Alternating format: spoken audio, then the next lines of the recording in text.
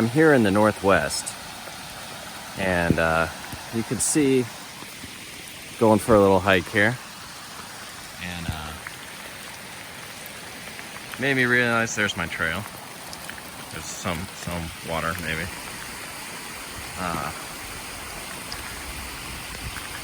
But it made me realize, you know, this is a pretty harsh world, really, to survive in without a society. And think about what we fear these days in terms of bureaucrats and little tech weenies that learned how to code in Silicon Valley, who take away our freedom of speech and silence our own president with the click of a mouse. That's what we're afraid of, is the click of a mouse. And it got me to thinking, why do we serve these elites? Like, why? And I don't mean, you know, in the sort of the tax-paying sense or anything, but, you know, Mark Zuckerberg or Jack Dorsey, like, if I were to try and spend the night out here, I'd need a lean-to or something. I could do that. But I don't think I could get a fire going tonight.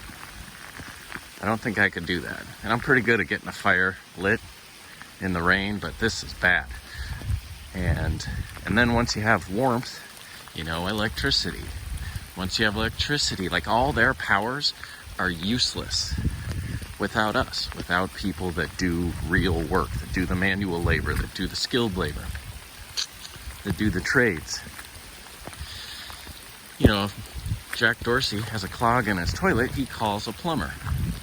Why does the plumber go and fix the toilet for somebody that is helping stage a revolution that's going to take away our freedom and our rights, usher in a new dark age under this globalized society? Why? You know, if he needs something hooked up, his router or something, he needs electricity out to an outbuilding or whatever, why does anyone do that? How many pieces of silver is your country worth? Why? You know, they go out to eat. It's the restaurant workers, the very people they're telling you can't go earn a living. They expect you to show up and provide a living for them. You know, even Nancy Pelosi, Skeletor and her 80-year-old nasty haircuts. Why cut her hair? Just say, no, you shut us down, we shut you down. They can only rule over people with their consent. Their only legitimacy comes from the consent of those that are willing not just to vote for them, but to provide goods and services. Are you really going to provide goods and services to a tyrant? You know, I mean, that's just enabling them. Let them go without food. Let them go without pay. Let them go with a clogged toilet. You know, maybe Jack Dorsey has to go get a plunger, pump his own crap. People like to blame the cops because they enforce the laws. And I don't think that's fair. Cops are people trying to do their job, and they're responding to cultural pressures too. It's too simple, right? It's way too simple, because who is enabling everything else that they're doing? Provides their phone service, their internet. It's not just the cops that make totalitarian government possible. It's everyone. We all have to consent to the evil to let the evil in. You know, it's not something that just is done to us as a people. We, like, you know, obviously if there's gun confiscation, yes, the cops are going to be instrumental in that, but so are the people that work at the paper. So are the people that, you know, round these things up. So are the people that run the junkyard, or however they destroy them, shred them, whatever they're going to do, compact them, probably stick them all in an armory or something, and keep them for themselves and their private security forces. But authoritarians only take power with the full consent and support of the people, every step of the way. Like Michael Malice went on a rant when he was on Tim Pool with Alex Jones, and he wanted to blame the cops. And it's like, if only problems were that simple. If only solutions were that simple. Like, you can't just do away with cops. Everywhere they've tried that, crime skyrockets, right? Like, ideas are great. They're beautiful. And they're worthless if you can't put them into practice out here in the real world, in the everyday world. This is a harsh world. We don't get to live in a world where people all respect the non-aggression principle. Sorry. It's ridiculous fluff for people that live only inside their heads. And so we need practical approaches to life. You need to do real things. Learn to code. What a worthless skill. The second the power goes out, you're absolute garbage. You know, learn to farm. Learn to weld. Learn to repair a car. Learn to do something. Learn how to mow the lawn. You know?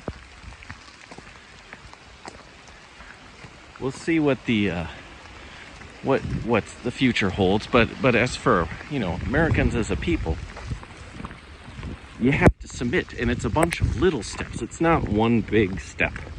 Biden gets in office and now he's the king and the puppet masters behind him control everything. It's like, no, it's not how it works. Biden goes to a doctor, Biden sees a nurse, you know, Biden gets God knows what kind of medical treatment. The sound people, speech writers, everyone in every step of our society is responsible for the downfall of America. Everybody. At some point, you will be offered a choice. And it's up to you to recognize, one, I'm being offered this choice, and two, to do the right thing. And you'll know the right thing when it comes to you. And maybe you don't have a significant part. Maybe I don't have a significant part to play. But as authoritarianism spreads, there's going to be more choices and more options for all of us to do the right thing or to do the wrong thing. And that's the decision we're going to have to make. And it's going to be the collective weight of those mass decisions by individuals that determine what kind of society and what kind of culture we have going forward. We can't help President Trump with his lawsuit, but there's a lot of people that need to work real hard right now. But if you live in Georgia, you know, maybe there's something you can do there to encourage some of the more spineless among you. And it really comes down to morale. Those that are hopeless are useless. I've been watching a lot of, if you've seen the channel Baz Battles, you see a lot of reenactments. They show different conflicts, and it's amazing how often the outnumbered force, the weaker apparent force on paper, can be victorious when morale stays high. It's all about morale. It's all about the future belongs to whoever fights for it the hardest.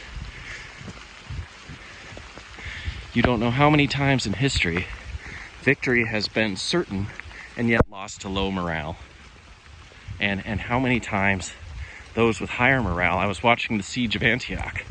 Now the Holy Lance probably wasn't the actual spear that pierced the side of Jesus, but just that belief, just that faith that the defenders of Antioch had found the Holy Lance, it mobilized the Christian defenders, and they drove off a Muslim force that was, I forget the exact numbers. There's 35,000 attackers against a few thousand defenders, all because of morale, all because they thought, this is it, this is a just cause, this is something worth going out and fighting hard for. And so, you know, just something to think about. We're all going to be presented with choices coming up here, particularly if Biden seals the deal here. And you're going to get a choice. You're going to get a choice, not to quote Harry Potter, but between what is right and what is easy. And nobody but you will be able to make that choice when the time comes. I'm gonna finish my walk. Just, beautiful day here in the woods in the Pacific Northwest. All right, and this is exactly the sort of thing I'm talking about. Let them eat at some crappy roadside diner. New York City restaurants strike back, ban Cuomo from dining out. Earlier this month, Governor Andrew Cuomo banned indoor dining at New York City restaurants that could foretell a dark winter for one of the city's top industries. The indoor ban is the second of the year, with at least half of the city's restaurants in danger of closing as temperatures plunge.